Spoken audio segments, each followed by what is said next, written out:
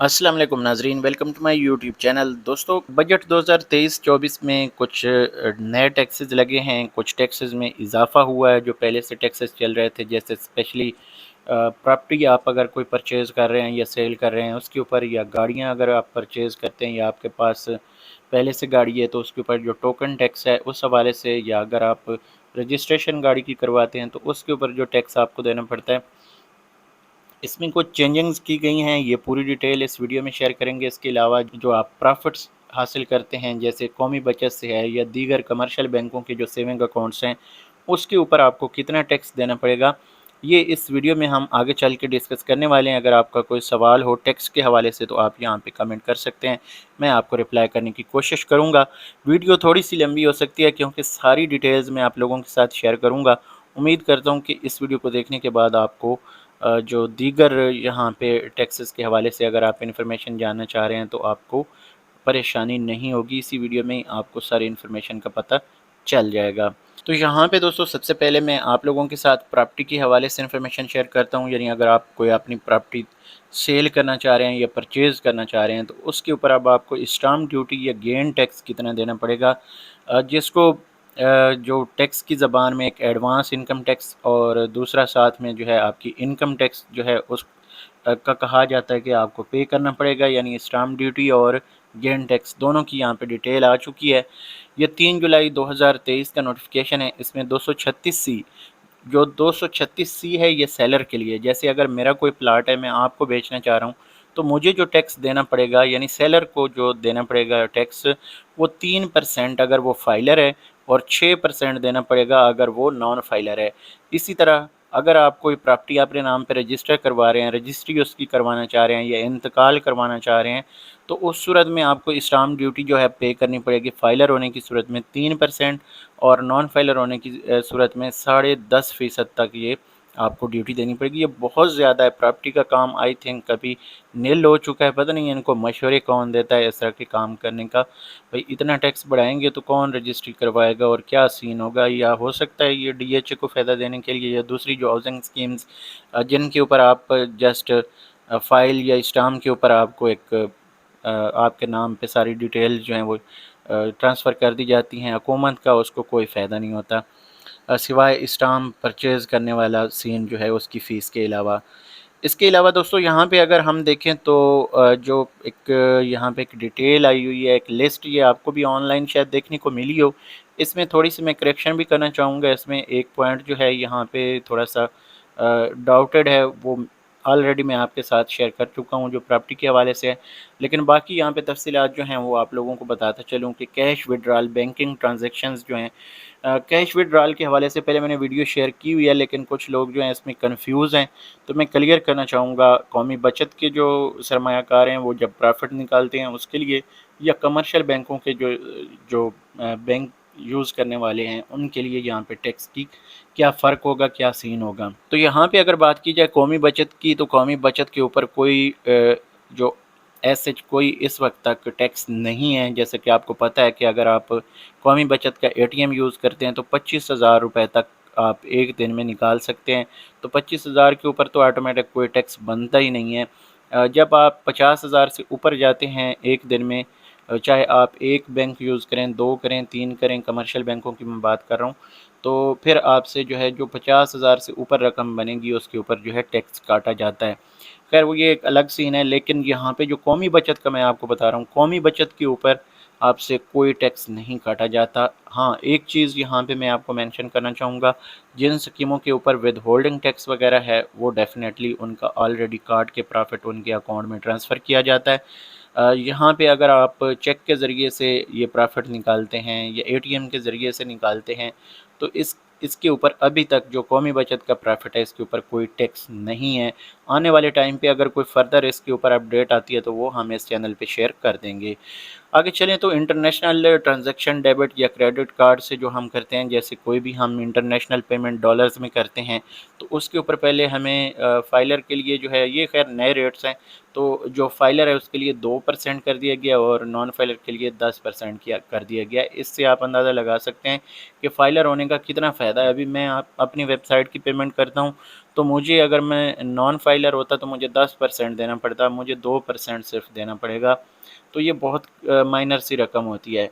इसके बाद अगर हम देखें तो परचेज़ ऑफ प्रॉपर्टी है, ये ऑलरेडी मैं आपको बता चुका हूँ, लेकिन यहाँ पे जो मैं कह रहा था कि इसमें थोड़ा सा फ़र्क है, तो ये चीज़ जो है यहाँ पे आप इसको माइनस करें कि जो आपकी परचेज़ है इसके ऊपर जो इन्होंने ये डिटेल दी है ये यहाँ पे सही नहीं है। इसके बाद जो सेल ऑफ प्रॉपर्टी है ये भी जो इन्फॉर्मेशन है ये भी सही नहीं है।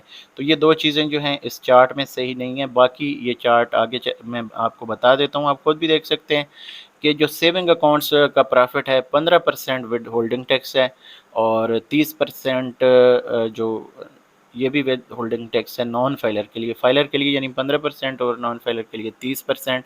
जैसे पहले था इसमें कोई चेंजिंग नहीं की गई। कुछ लोग कह रहे थे पहले सोशल मीडिया पे कि इसके ऊपर भी टैक्स जो है 20% किया गया है फाइलर के लिए, तो ऐसी कोई बात नहीं है। वो आगे चल के बाकी डिटेल में बताता हूँ। आगे चलते हैं। जो रेंटल इनकम आप कमाते हैं ये जल्दी मैं आपको शार्ट करके देता हूँ जो आपके काम की चीज़ें हैं। तो रेंटल इनकम जो है इसके ऊपर 5 से 15% जो है फाइलर के लिए और नॉन फाइलर के लिए 10 से 15% है। गाड़ी अगर आप लीज़ करवाते हैं और आप फाइलर हैं तो आपसे कोई टैक्स नहीं लिया जाता। अगर आप नॉन फाइलर हैं तो 12% आपसे टैक्स लिया जाता है। बहुत ज़्यादा ये टैक्स है। परचेज़ ऑफ व्हीकल अगर आप गाड़ी परचेज़ करते हैं तो उस वक्त भी आपको टैक्स देना पड़ता है। यानी कम से कम 10,000 है और ज़्यादा से ज़्यादा फाइलर के लिए 5 लाख है। नॉन फाइलर के लिए यही रकम कम से कम 30,000 और ज़्यादा से ज़्यादा 15 लाख रुपए है। इसी तरह रजिस्ट्रेशन जब आप करवाते हैं नई गाड़ी की तो उसके ऊपर भी ये सेम ही जो अमाउंट है ये लागू होगी। इसके बाद जो एनुअल टैक्स है कम से कम 800 रुपये से लेके 10,000 है फाइलर के लिए और नॉन फाइलर के लिए 1600 से लेके 20,000 तक है। इसके बाद ये कमीशन के ऊपर टैक्स यहाँ पे जो है 12% फाइलर के लिए, नॉन फाइलर के लिए 24%। मंथली जो आपकी यहाँ पे बड़ी अहम चीज़ है, मंथली अगर आपका बिल 25,000 रुपये है 7.5% आपसे ये टैक्स लिया जाएगा यानी 7.5%। ये टैक्स जो है ये सब लोगों के लिए जानना ज़रूरी है, कुछ लोगों को शायद पता ना हो। बाकी एक नीचे अगर हम आते हैं तो ऑक्शन ऑफ प्रॉपर्टी है और इसके ऊपर जो आपसे टैक्स है वो 5% फाइलर से और 10% नॉन फाइलर से। इशुएंस ऑफ बोनस शेयर्स, यहाँ पे जो अभी लोगों का कुछ सोशल मीडिया के ऊपर चल रहा था कि जो बोनस है ये प्रॉफिट है इसके ऊपर टैक्स लग गया है, यानी ज़्यादा हो गया है। तो यहाँ पे ये इंफॉर्मेशन आप नोट रखें कि ये जस्ट इशुएंस ऑफ बोनस है। जो मुख्तलिफ बोनस जो दिए जाते हैं उसके ऊपर जो टैक्स है वो 10% से लेके 20% तक है। 10% फाइलर के लिए और 20% नॉन फाइलर के लिए है।